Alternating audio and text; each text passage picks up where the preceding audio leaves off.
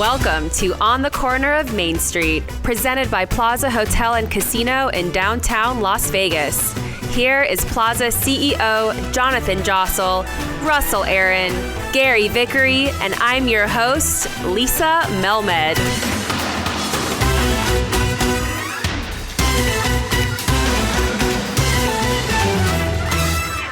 Hello, Old School Fun is back. The Plaza is open.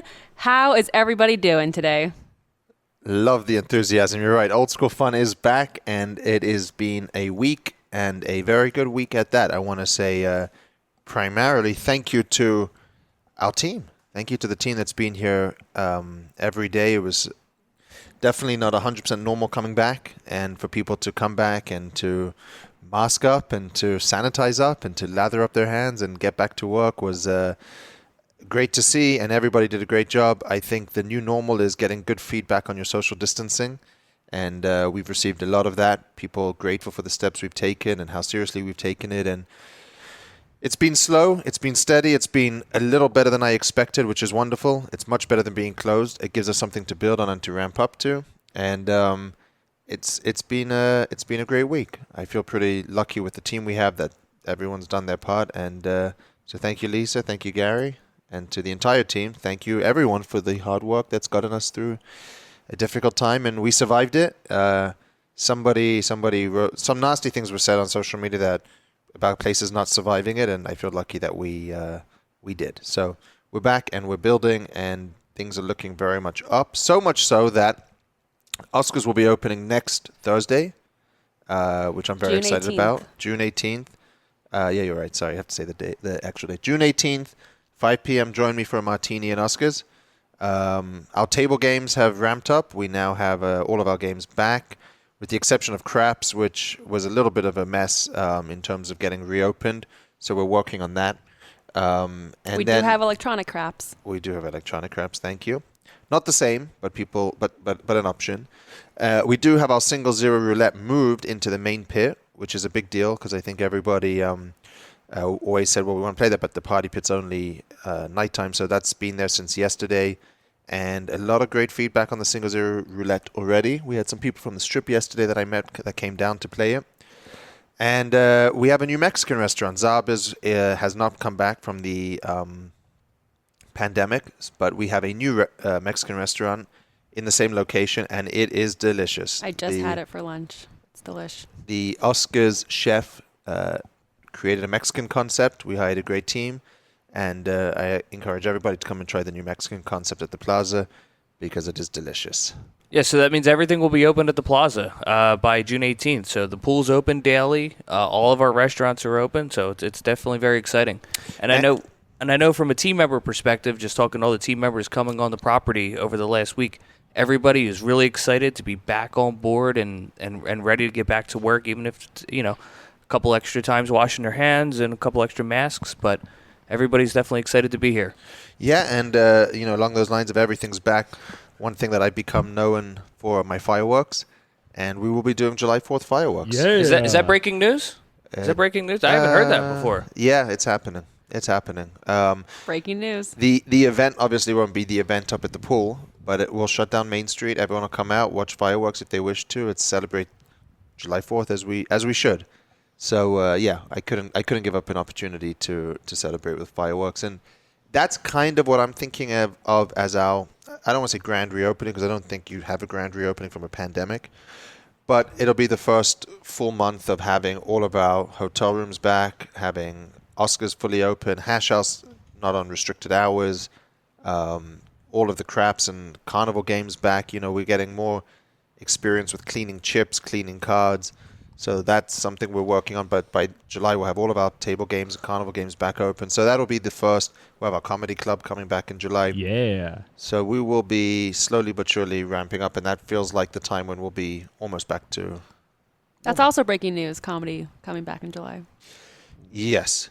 Yeah, that obviously assumes that we're allowed to go back to the showroom. Yeah. Is that still part of it? Is like the showroom still part of the large gathering kind of? Correct. aspect? Yeah. Wow. Yeah. So what time will we be having the fireworks on July 4th? Do you have 10 p.m. 10 p.m.? Yep. Okay, perfect. I'll be here. Can't wait. Can't wait. So speaking of breaking news and sharing information, where do you guys get your news about Vegas and what's going on? I mean, you're looking at him. He's right here. Like if you need somebody tapped into the economy, who's better than the CEO of a Vegas corporation or casino? I thank you, Russ. That's very kind. You're welcome. I not because he's coming on the show, but I follow Vital Vegas. I find no doubt you get a lot of I don't say rumors, but they're rumors and they're not necessarily turning out to be true. But oftentimes when there's smoke, there's fire. And, he's been pretty reliable over the years in terms of some of the news he shared. But on a daily basis, if you just want to hear about general goings-ons, happenings, it's pretty useful. Obviously, we have our own PR team who gives us a lot of our information. But in terms of social media, he's been the guy, and not just recently, but for a couple of years now, that I've found to be the most useful to listen to. What about you, Gary? It's only Vital Vegas. I follow two people on Twitter, and one of them is Vital Vegas. Who's the other one?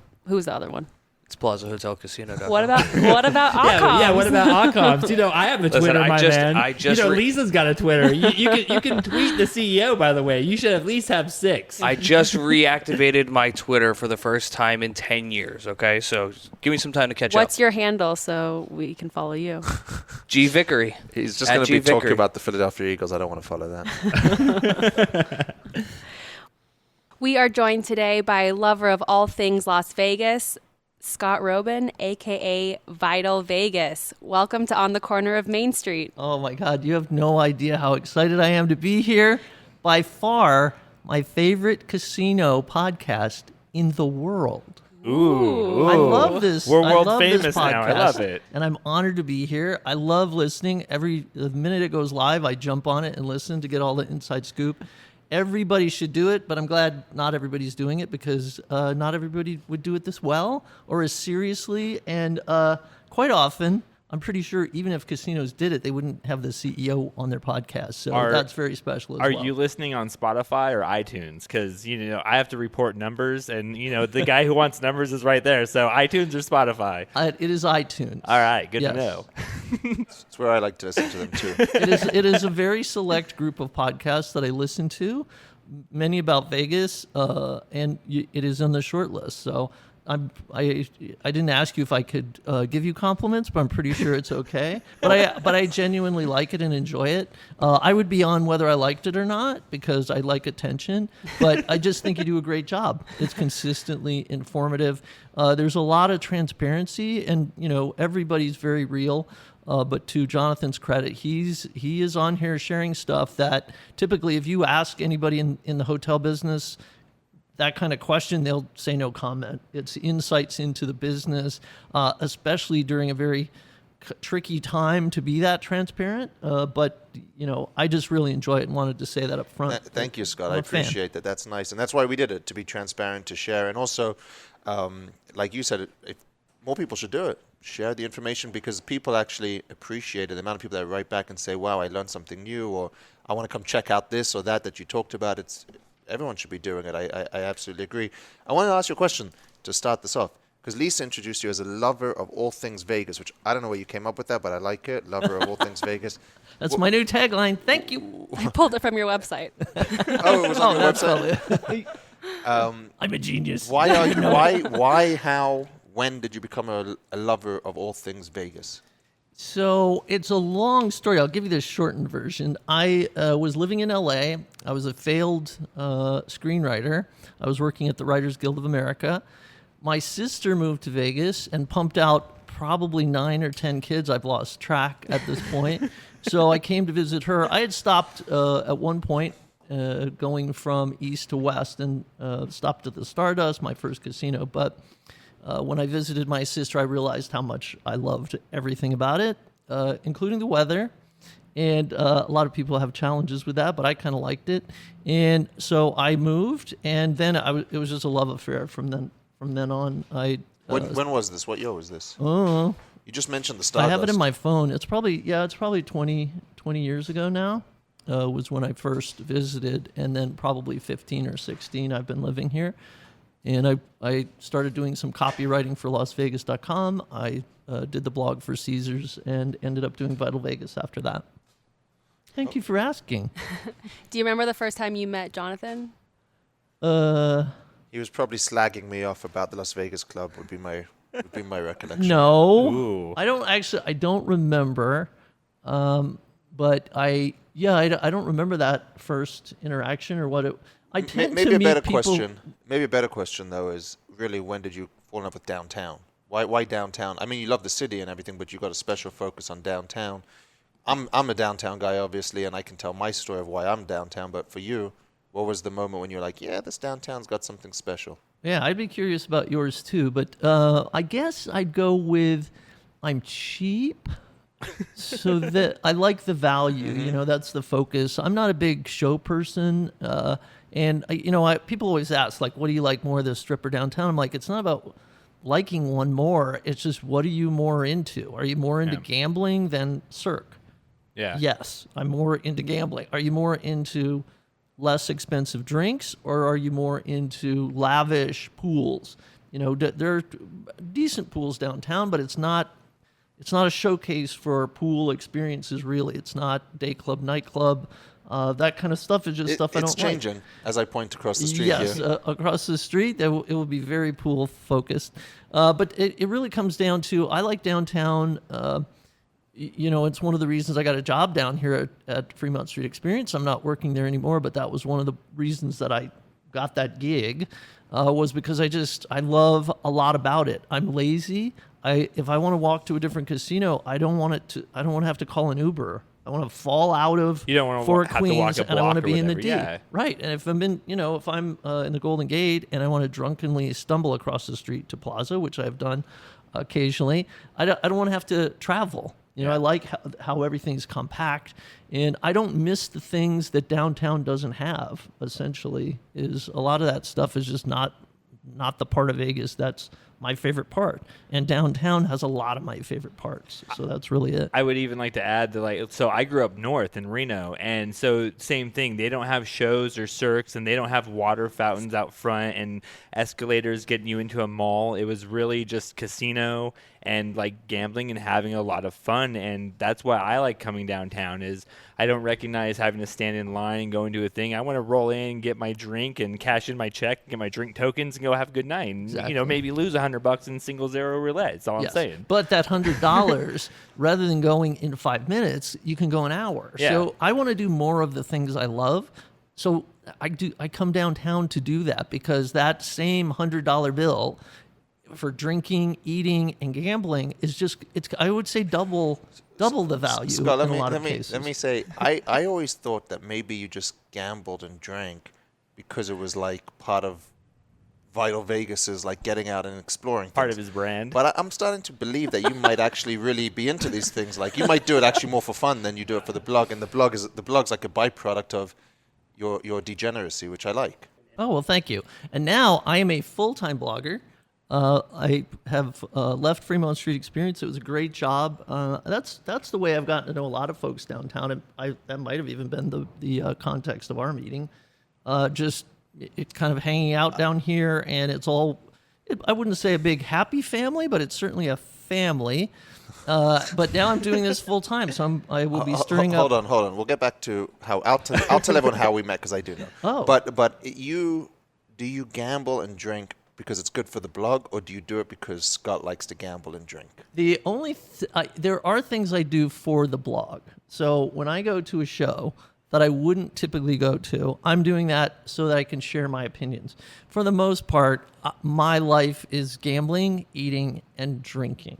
So the blog is a way to show that off. It's also a way to show off my photography and videography and to tell jokes.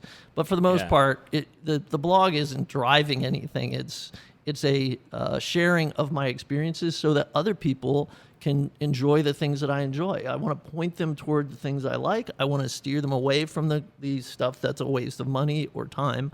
But ultimately, it's a reflection of the things that I like to do. It would be strange for me, because I've heard people, we've been to workshops where it's like, I want to do a blog to make money. Yeah. Or I want, they have a very the goal different idea. is to have 10 grand in like 3 months. And it's like, you don't understand, like there's a lot to build in 3 months. You're not just going to have a subscriber list like that, you know? And you really have to wake up excited about what you're doing to blog about it to make it interesting. So if I were going to do a blog, I would do like medical equipment for money, because you sell one x-ray machine and you got to, that's your all you need for the year. But in my case, it's the fun drives the blog and the whatever else, the YouTube, Pinterest, Twitter, all that stuff. It has evolved slightly because Twitter has become its own kind of beast beyond the blog.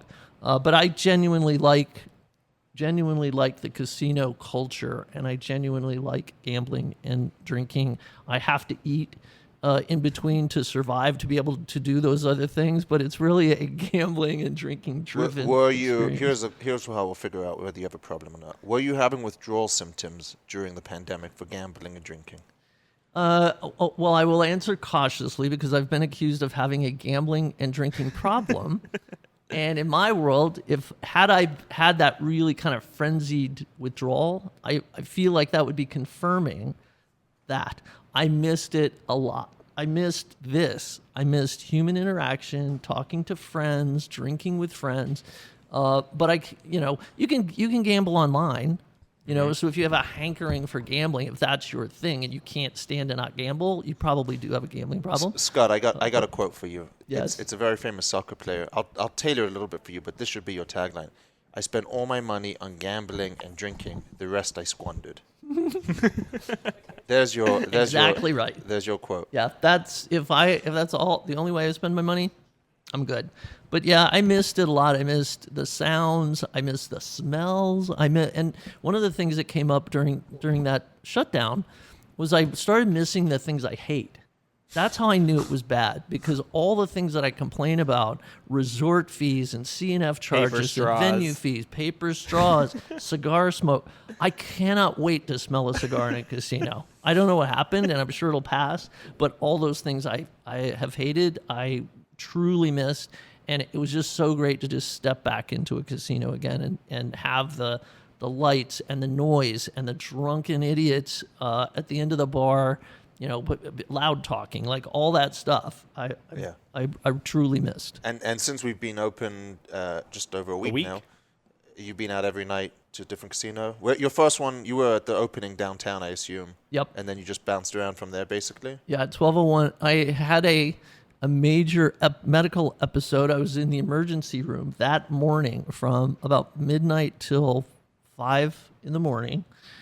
I got out of the hospital and immediately came downtown because they were opening at 12:01. So I was not going to let agonizing pain stop me. And yeah, I've been been just bopping around to gamble and drink, but also just to see what everybody's doing in terms of the protocols and what's different between casinos and which casinos have plexiglass, which ones don't, what policies, who's doing a temperature check, how they're doing it. So a lot of that's just very practical, kind of wanting to test the waters to see what everybody's doing. I mean, so many people want to know too, and you've always shared your thoughts and opinions, and that's something that just, it would be dumb not to cover it. You know what I mean? Yeah, and I missed it, but also just a practical matter. I think people want to know, how is my casino experience going to be different? Is it going to be less fun? Is it going to be less carefree? Am I still going to be able to do the stuff that I want to do? Some of these places, they're as you know, the restaurants haven't all open. So at some of these resorts, some of your favorite restaurants they're not happening. Yeah. So you're having to figure out. So during my visit, how am I going to be disappointed if I'm going to be disappointed, and how, in my world, it's not much is affected, because if you don't go to shows, you don't miss shows. If you don't go to day clubs, you don't miss day clubs. So those things that are missing, they're not missing to me. You still got a restaurant, you still got a bar, and you still got Wheel of Fortune. So I'm good. And the feedback that you've heard from people is, are people missing things? Are they relatively happy with their experiences? For us, a good review now is, I felt that they took their safety precautions, the social distancing precautions well. That's good. That's a good review now. Yeah. In terms of what you're hearing, is that people are enjoying Vegas, or they're still missing things, or Yeah, what's the I think consensus? there is a level of frustration that it's the communication isn't great. So a lot of places are not communicating what's happening when things close. I went to, am I allowed to mention other casinos? Oh, yeah, absolutely. I went to Sahara and I was having so much fun. I love their lounge. You know, I Were you at just really Casbah? enjoy the place. Yeah, Casbah Lounge. Oh. And I was like, well, I gotta eat sometime. I can't, you can't live on Captain Morgan. Everything was closed at 7:30, so that's a really important piece of information to convey to a customer. And I think people understand certain things are not going to be open, but you don't want to be stuck somewhere with nothing to eat. It's part of that's the reason you have restaurants in a casino, is so your customer doesn't have to leave to go eat. So that kind of stuff is big. And even with the big resorts, half their restaurants will be closed. So you realize, well, I got a choice between pizza and, you kind of want to know what your options are. And so, but for the most part, people are doing the things they love. I think they are planning ahead.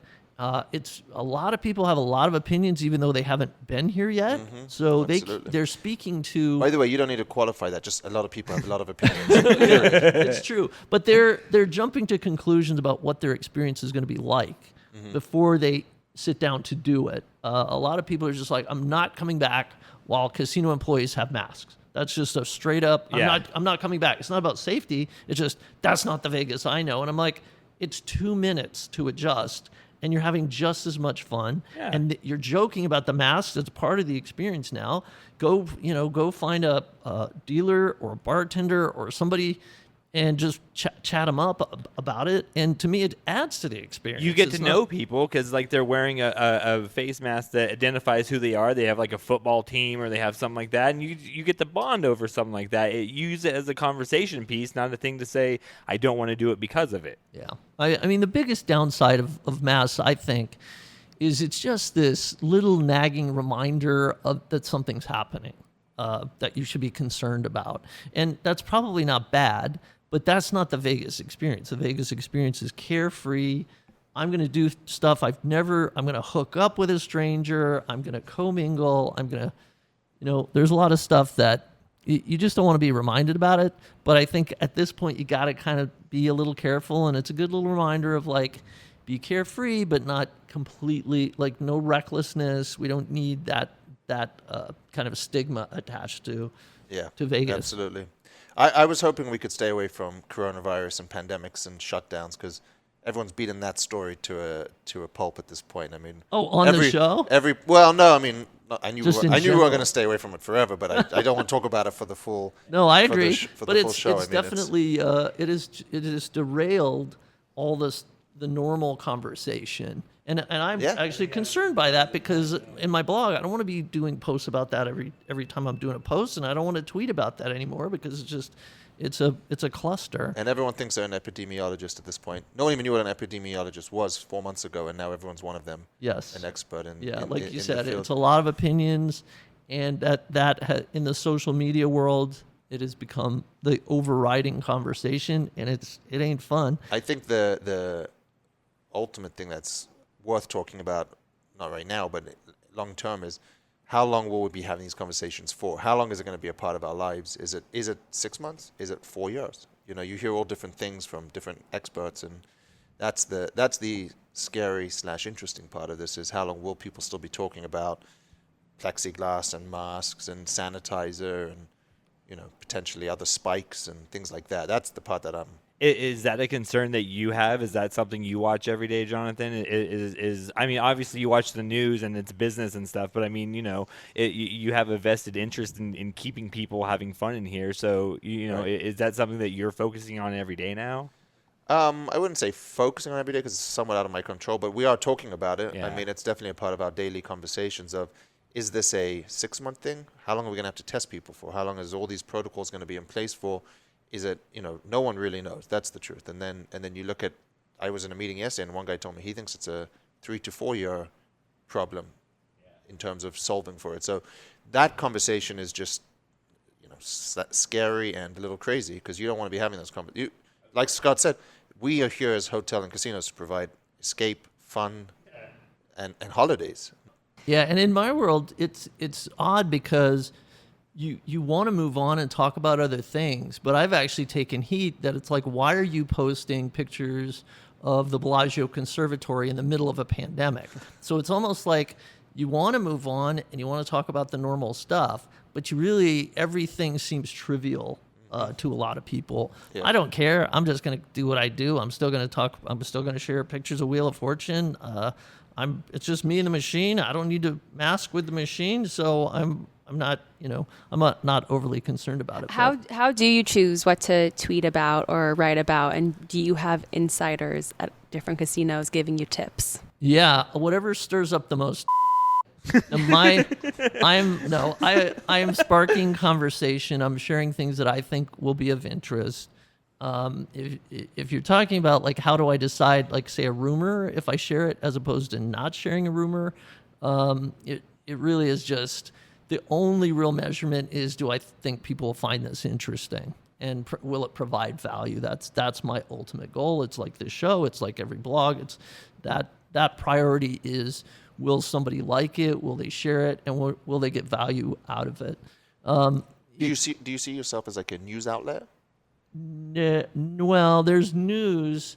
I don't see myself as a journalist. I guess there are, citizen journalists. There are stories that I have broken. But I can't say that I went and did all the journalistic stuff you're supposed to do, like get sources, verifying crap. Yeah, no, I don't got time for all that. I think I'm going to be doing more of that because now that I'm doing it full time, you have a vested interest in it. Yeah, and it's more, I just have time to do it. Like a lot of times I won't. If I get a tip from somebody, I don't have an afternoon to sort it out like a traditional journalist would. And so I preface it with this, just a rumor. You take it, leave it. I'm not predicting the future. I'm not saying it's going to pan out. It's interesting. And as my sources have gotten better, the reliability of the information has gotten much, much better. I still occasionally get it wrong because they get it wrong. They misheard something. They didn't understand it. Hey, by the way, things change. And things change. That's a big one. That I take, because an example was the reopening of the casinos in that timeline. Right, very early on, I got a schedule that was bleak. It was not good. It was like things opening in 2021. So I shared it. I'm like, this is the worst case scenario, tentative timeline. And people are still coming back going, I thought you said Aria was going to open June 1st. And I'm like, things change. Yeah, every day. Someone showed them how to bookmark that in their browser, so they just keep coming back to see if you update the post. They don't know that's not how Twitter works. Yeah. So. And they think I delete stuff that's wrong. I'm like, why would I do that? Oh, there's no right or wrong. It was a rumor. I found it interesting, and a lot of times it's right. You said your sources have gotten better.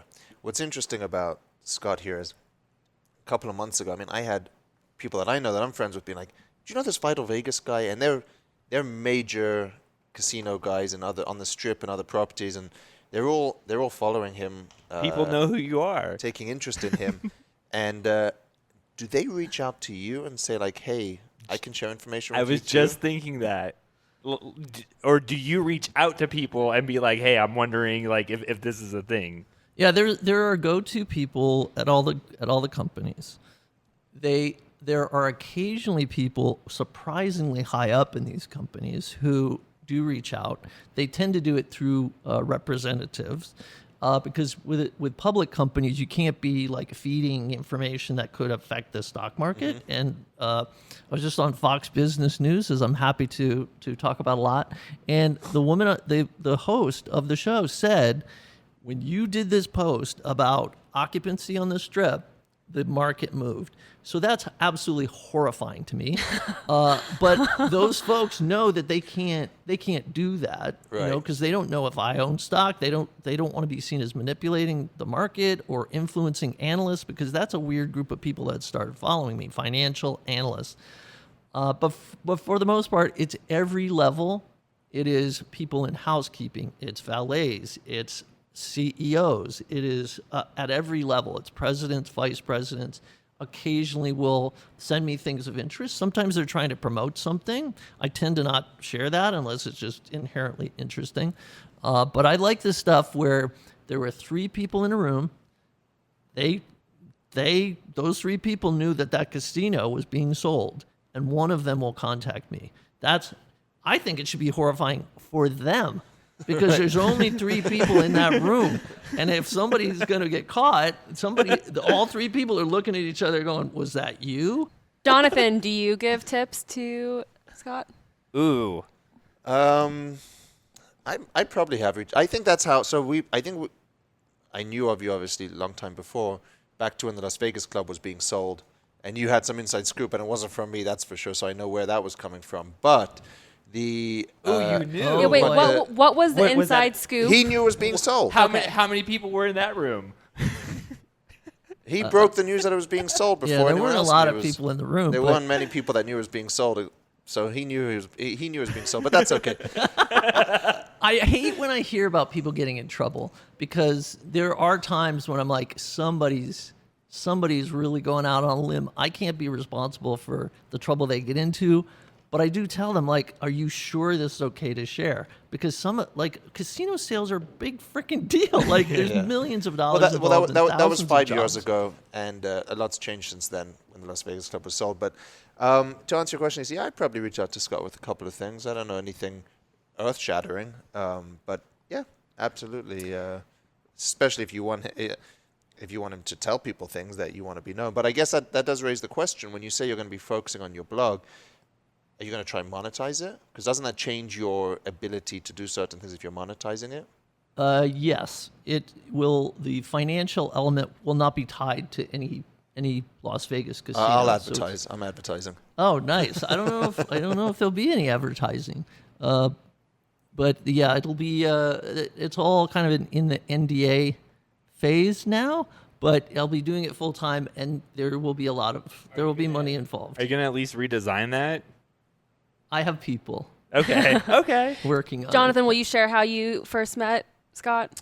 No, I was thinking about it. So I know that I met him at an Oscars dinner series, and I probably knew I knew of you, but I didn't know you. And then only a couple of months ago, we were sitting next to each other in an Oscars dinner series. But that was more recent. I think probably 5 years ago, you came to one of the dinner series with Oscar, and you were just there as a blogger. I guess our PR people invited you to that. Yep.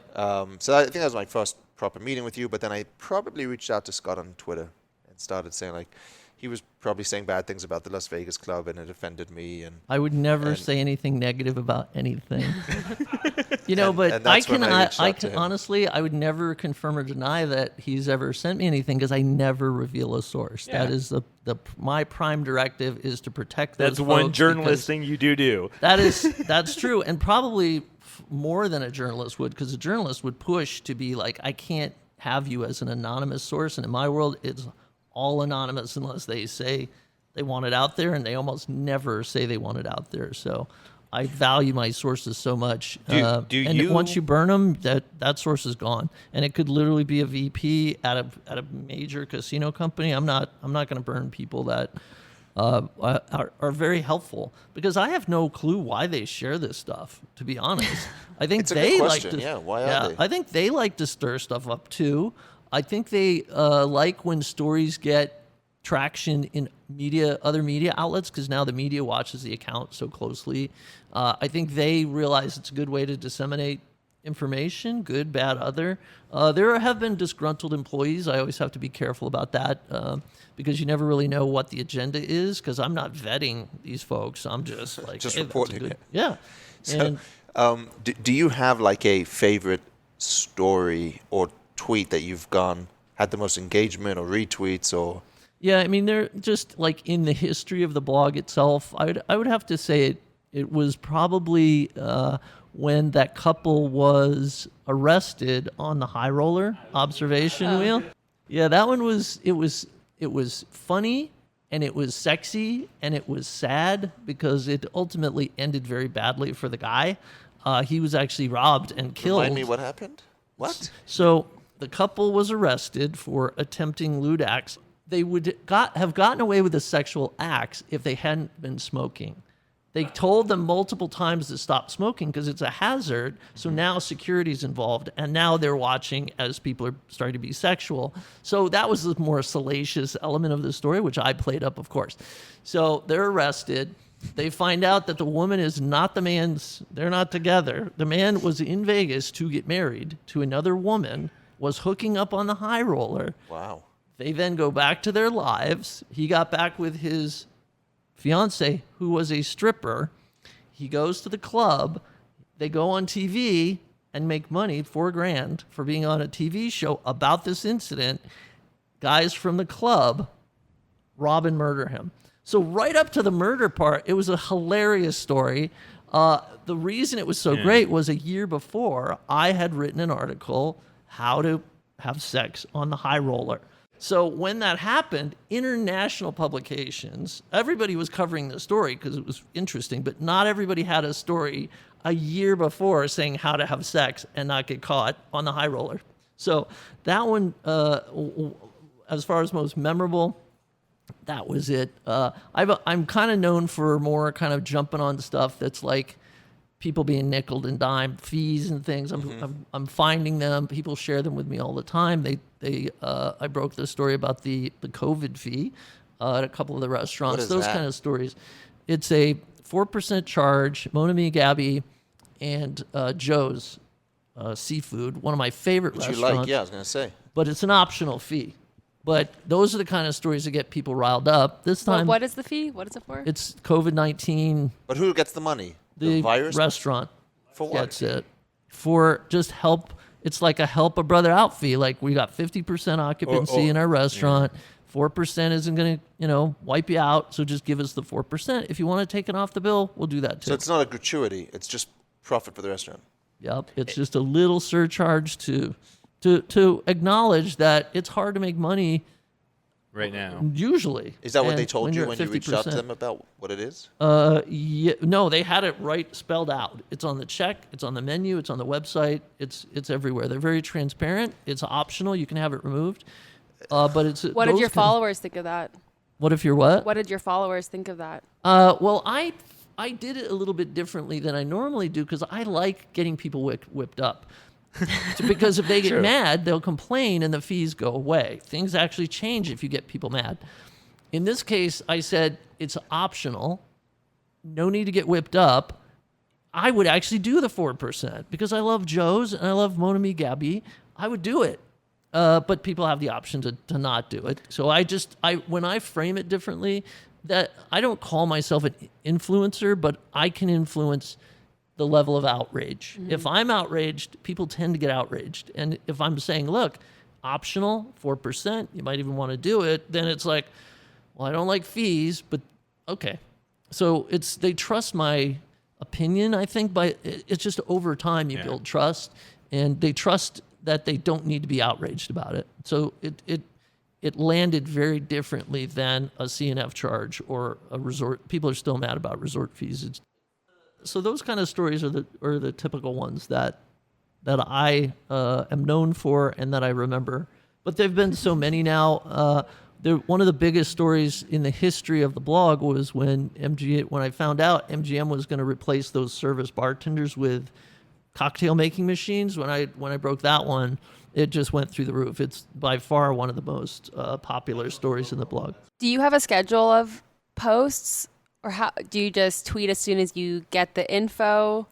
That is so nice of you to ask because that implies a certain professionalism and preparation that I'm not comfortable with. Yeah, no, I've actually had job offers, and even at my last job, there were a lot of people very concerned with the scheduling. At Caesars, it was a big deal. Fremont Street, could you do an editorial calendar? And I said, you either get me, you either get the unicorn, or you get an editorial schedule. Which do you prefer? Yeah. And they hated it, and they let me do my thing. It didn't really work out at Caesars because overall they were uncomfortable with blogging because it was a little too real, the way I wanted to do it. But at FSC, they just let me do my thing, and now I'm not. Yeah, if anybody suggests editorial calendars, I'm just like, that's not how I work. I wing it. Yeah, but that's what people relate to that. It's your honesty, it's refreshing, it's spur of the moment, it's candid, it's not planned. But like in a publication, I get that you need to do that, especially if you have multiple contributors, because you might have duplicate content. But in my world, I'm the only person, so it's just kind of like what's top of mind. Sometimes I gauge what I'm going to write about from Twitter, because if something gets good attention in Twitter, then I'm like, I better do a full story about it. But a lot of that stuff never makes it to the actual blog. There is some thinking behind. There is some strategy behind it, but it's not regimented like that or set. And if I have to do that, it's like it's tying a hand behind my back, really, because the stuff that I hate is like seasonal crap.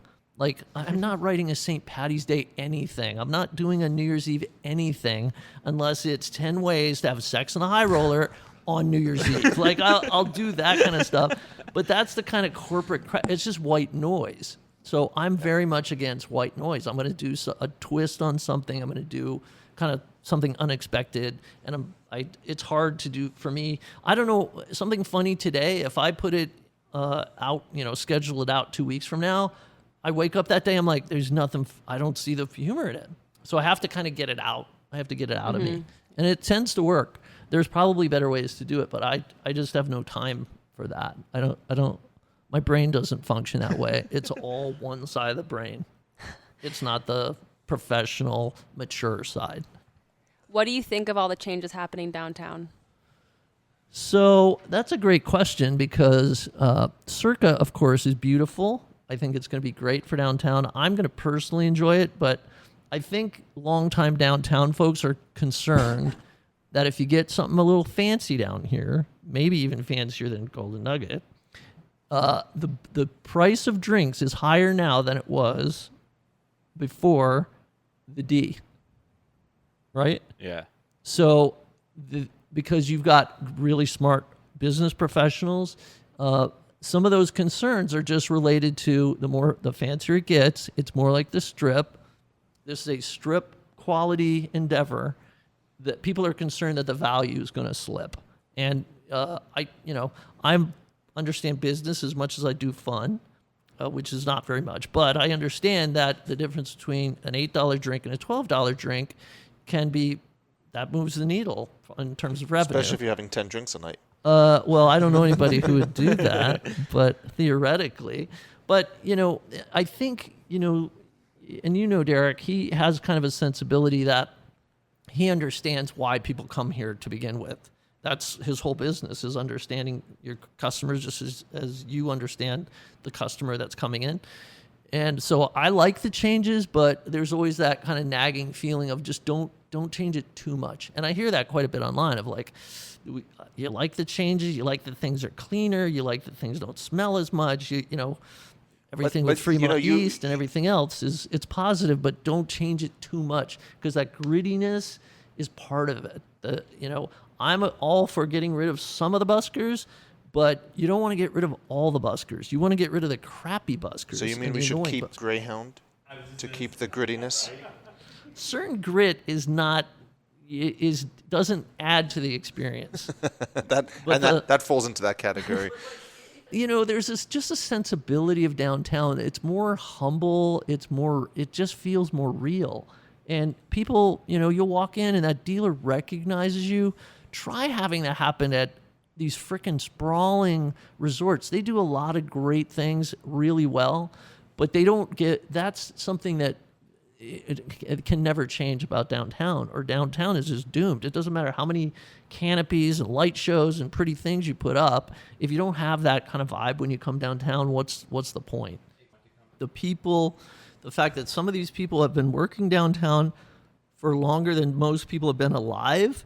There are cocktail waitresses downtown who have been here since there was barely a downtown, and they are still working. When I got my gaming license and became the CEO here, there was somebody who had worked at the bar longer than I'd been alive. Oh my God. True story. I mean, we have people here that have met Jackie Gone and have met you and have met everybody through the way, and they have stories, and they met their kids and they know their families. Downtown is that way. It seems, Scott, though, that what you're saying is people still want that value, and value comes in different shapes and sizes, right? So you mentioned price of drinks. There's obviously resort fees downtown. There's paid parking downtown, things that people despise.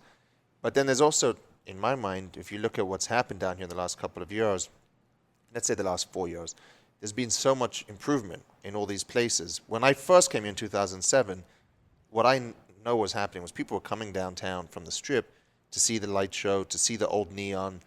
They would visit, but then they would leave because there wasn't nice steakhouses, there wasn't nice pools, there weren't nice hotel rooms.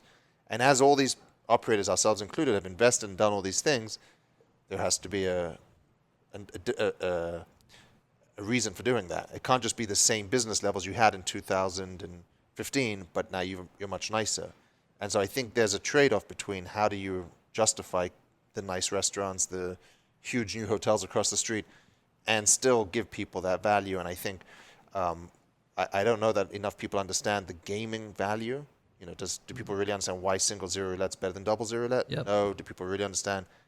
Many people do, but the masses do not understand. You see lines for the triple zero roulette because they want to hit their favorite logo. Yep.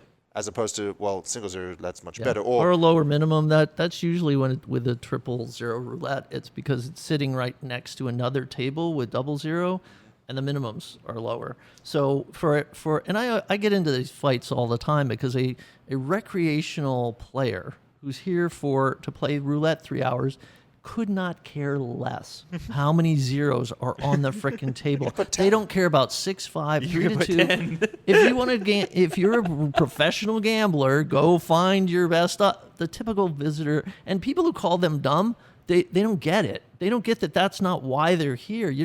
Anybody who gambles to make money is probably a fool. Mm-hmm. That's not the best way to make money. There's a gamble involved, and the edge is not really yours. Good luck finding a game where, anyway, that perception of people being foolish or, downtown is really kind of the last bastion of some of those good gambles. Yep. And that perception is really important. The perception of downtown is really important, and it's changed. And I can tell you when it changed a lot, it had to do with investment. And yes, things have to be paid for. I'm responsible for it. So I started at Fremont Street Experience 5 years ago doing social media. There are people who tell me all the time, I'm kind of tongue-in-cheek, but not really.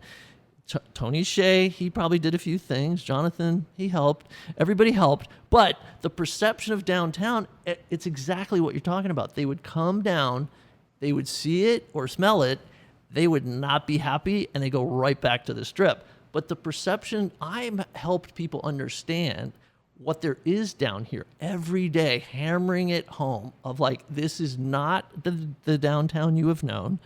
There is new stuff, but it's not super fancy, so you can still find a value. Like I don't think I should receive far more acknowledgement for having more credit. Really, yeah. You're basically behind Oscar, the single reason why downtown is great. Thank you.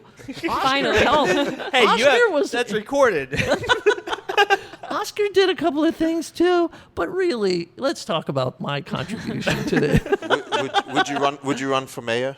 I've been asked about that. It's got to be the most boring job in the world. Not if you can handle pandemics and other things like that. Yeah, but you like attention. How often do you get a pandemic to deal with?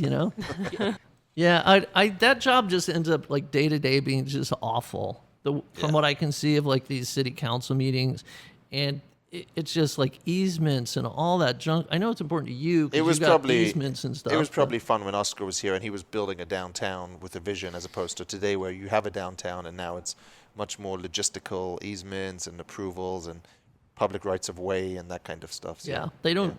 I don't get the feeling they get. There's a ton of fun in that job. They do ribbon cuttings. Like that must get old. Yeah.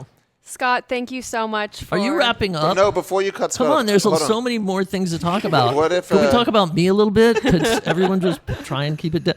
You didn't even get to talk. What if Scott wants to ask me a question? Scott, he's the... I like it. No? I do. No, I thought I was coming here to interview you. Well, we can do that in episode 2. This podcast is only going to keep going, so there's nowhere it's going. So we'll have plenty of time to reverse tables. But if you want to today ask anything topical, we can. Not whether it was going to be a Walgreens or a CVS going in the Las Vegas club. No. People love them some CVS's, but no. I was going to ask if you had any observations. Kind of. I know you didn't want to talk about this too much, but kind of just a general observation about demand because I've, as a casual observer, and I do talk to folks, it's really a mixed bag.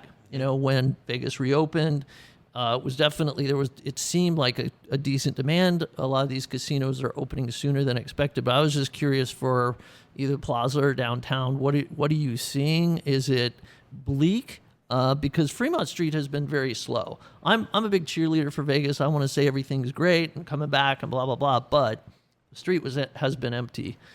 Just so you know, the mayor is basically a cheerleader for Las Vegas, so you're already halfway there. Yeah, well, that's true. Ooh. Good point. I would have to wear a suit. That's the other reason I would not. You remember what Oscar Goodman said to me? I would love my mayor to wear a Stardust T-shirt or some kind of. And I could probably find a blazer. But you remember what Oscar said to me in this very right here? Yeah, put a suit on. He walked up to me and he looks me up and down. And it's like, nice suit. One of my heroes is telling me that I'm a schlub. Am I using that correctly? He told me I looked like I need to get a job. Oh, wow. So he's a sweetheart. To answer the question, and I can only speak for us directly. We've been open a week, and we missed on the 12:01 fanfare. It was a bit to do with the protests, a little bit to do with just the lack of timing that we had to reopen anyway. So we missed the 12:01 excitement of get open and let's have a party kind of mentality. We opened 9 a.m. last Thursday. What I have seen is pent-up demand is maybe misleading because it sounds like there's a lot of people that want to come and have fun. I think what we're seeing is there's a small amount of people or a medium-sized amount of people, but they really want to have fun. And they're going to spend more than they used to spend, and they're going to enjoy themselves as much as they can. And what we're seeing now is what I hoped was the case. You see, people like yourself were talking about pent-up demand, which implied that we're going to open and there's going to be a mass entrance at the door, and then a week later it's going to be in the toilet. And that's what people were saying. That scared me. What I wanted to see was a very slow opening, but gradually get better, and then within a couple of weeks, we're improved, and then in a couple more weeks, more improved, and maybe within a few months, we're not back to where we were, but getting closer. I didn't want to open with a huge fanfare and then come down. And that is what we're seeing. We're seeing same-day pickups, which is a good sign that people are traveling here. What's a pickup? Hotel reservations. Okay. We're seeing same-day reservations in the hotel, which is a sign people are traveling here and looking for places to stay. Some of our better casino guests are now starting to book. This weekend's going to be really good for us with some good casino guests finally being able to get out here. Last week was just too short notice, which is kind of what we were all saying not to the governor, but to each other, was if they don't give us time to open, how are we supposed to get people here? Unless you just buy 2,000 flights and make people come here, or if they don't say we're opening this day and give people the plan. You said that like 5 episodes back. Right. So the demand, what we're seeing is people are spending. People are wanting to gamble. People are wanting to have fun and enjoy themselves, which is why we're opening Oscars next week. We opened another 150 hotel rooms for the weekend because there's demand for it. But it isn't busy, and I don't think anyone can truly say they're busy. Although you see videos of people walking through Cosmopolitan or whatever, just look at their room rates, and you can see that it isn't where it used to be. But there is good indicators. July's picking up, August is picking up, and I think as long as there isn't any major bad news coming, that there is enough demand to sustain us, and we're doing better than. The best thing I can say is we're doing better than I expected we would. Yeah, that's great to hear. Yeah, so because I have been telling people that despite this being a lot of bad news, and especially bad news for casino resort operators, it's really good news for travelers because the availability of rooms, the cost of rooms, the quietness of restaurants, all those things. There's no lines. It's a very pleasant Vegas right now. Yeah. I know it's not. That doesn't help the bottom line. So today I learned a pickup. So you're talking about somebody who comes to Vegas with no reservation. Oh, yeah. And they walk in and they go, I need a room. Oh, yeah. I didn't even know that existed anymore. That sounds like a 1970s kind of thing. Like, hey, well, let's 1971, just go to Vegas. Gary can probably, he's not mic'd up, but it's probably 10% of our reservations at any given time. I mean, it can be sizable. Is that common though? Can I go to walk into the Aria and go, can I get a room? Like maybe that's a downtown thing, or I don't know. No. I mean, your rates are really good, so I could see somebody just checking online and they're just like, we're gonna wing it. Why do you think there's all the billboards in California between here and there, but by Barstow? Because people are driving in without a room yet. Wow, I honestly did not know that was a common thing. Between 4 o'clock and 8 o'clock tonight, we'll receive at least 75 calls. They say, "Hey, do you have rooms available?" We'll say, "Yeah, Really? come on in," because they're already on the 15 coming. How in. do you plan anything? Because you can't, or you just figure there's going to be that chunk of people who are going to need those rooms. It's like you. We don't schedule our posts. We just let them walk in. We don't schedule our guests. It's a big part of the market, yeah. Especially from California drive-ins. People just don't have a plan. They're probably in California. Decide same day, let's get out there and go check it out.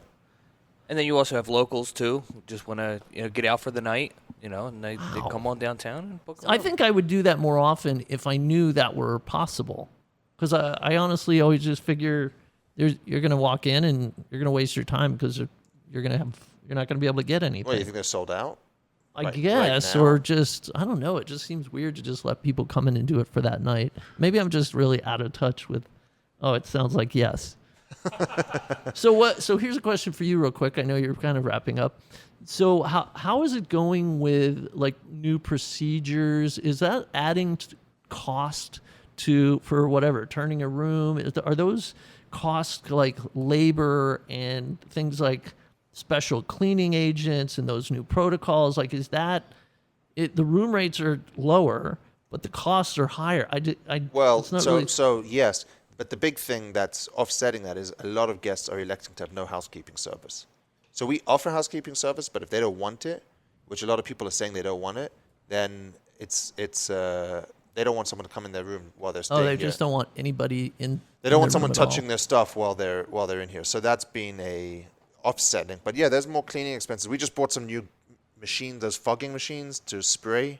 Yeah, it's pretty much a sanitizing gun. You just go right across with it, and it just covers kind of envelops everything. Square feet of area quickly. So that's helping offset that. But yeah, there's more expenses, but we're offsetting that by the fact that we're by no means where we used to be operationally. We got a ton more rooms to sell. We got a ton more table games to open, and Oscars isn't open yet till next week. So all these things are a reduction in expense. And yet, what's amazing to me is, and this is where I've been surprised, is our slot revenues, it's been okay. Our bingo room's been very busy. I think a lot of the local casinos, I know you're not a bingo guy, but a lot of the casinos, especially some of the stations one that haven't reopened yet, had bingo rooms. So that's given us an opportunity to grow the bingo game. And people miss bingo. I love bingo. I hate when older people look at me, they give me the evil eye. Because I'm not there to put to daub. I'm here hanging with a friend or friends. We want to talk. But those hardcore bingo folks are... Do not mess They will with give them. you... Yeah, it's like laser beams. Do not mess with them. Absolutely. What? Oh, yeah. Well, I should because I can't... I come up with opinions even though I haven't experienced things. So I'm going to do plaza. I'm going to do bingo at the plaza. And if anybody looks at me funny, that's it. I'm going to flip a table. I'm going to be like Al Pacino, like, I'll take a blowtorch to this place. Stop looking at me. Yeah, that'll go down real well in bingo. But I can't wait for Oscars. I talk it up constantly on my show, on the Twitters, anytime I can. There's certain things that you just want back. Mm-hmm. And Oscars is on that list of things you want back, and things that you were talking earlier about, the things that you miss, like pent-up demand. My pent-up demand is I didn't come to Oscars enough. And I have gambled. I'm going to say I have spent 10 times my normal gambling allowance from pent-up demand. Like I played a $25 machine the other night. It was $50 a spin. I'm like, I've lost my mind. Did and you know what? I'm having fun. Did you hit the logo? The top dollar? Was it top dollar or pinball? I know those are your...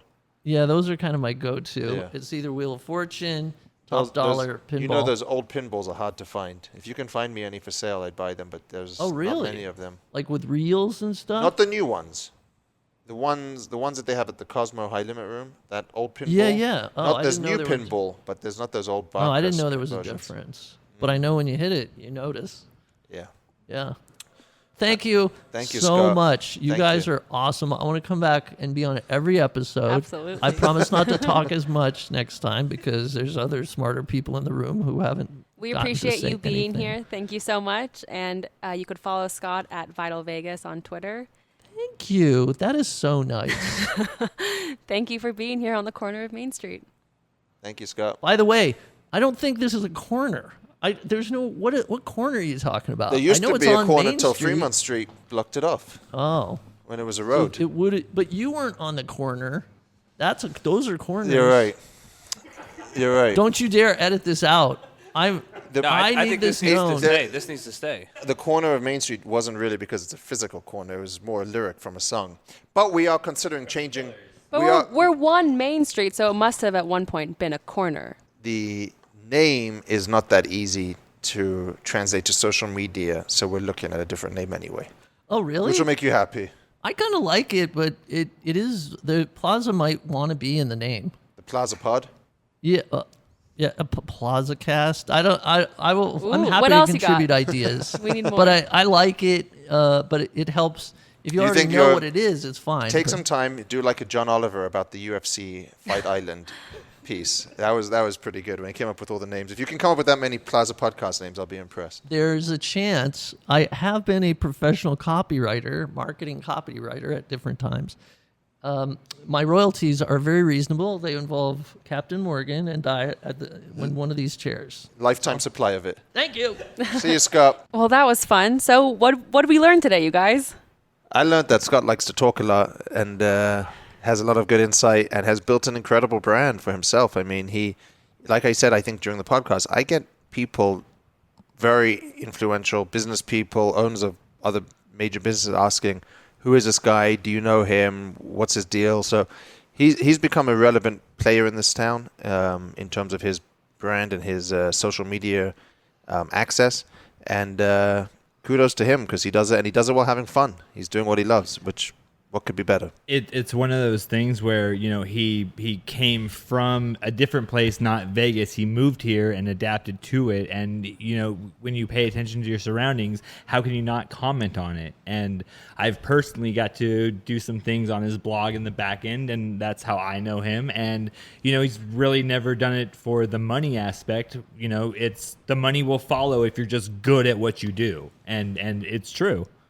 And he gives a different perspective because he is downtown. He's drinking here at the bars. He's gambling at the at all the casinos. So he's down here. He's not just somebody reporting from the sidelines. I mean, it would be really easy for him to go, oh, my source is, but it's interesting to hear that no matter what, like he will not reveal the source, and that's dedication that a lot of people don't have. Oh, it's integrity. Yeah. It's integrity. Well, that's it for today. Thank you so much for joining us on the corner of Main Street. Follow us on Instagram and Facebook at oddcoms.podcast or tweet us at oddcoms_podcast. Or you can tweet Jonathan at Jonathan Jossel. See you next time on the corner of Main Street.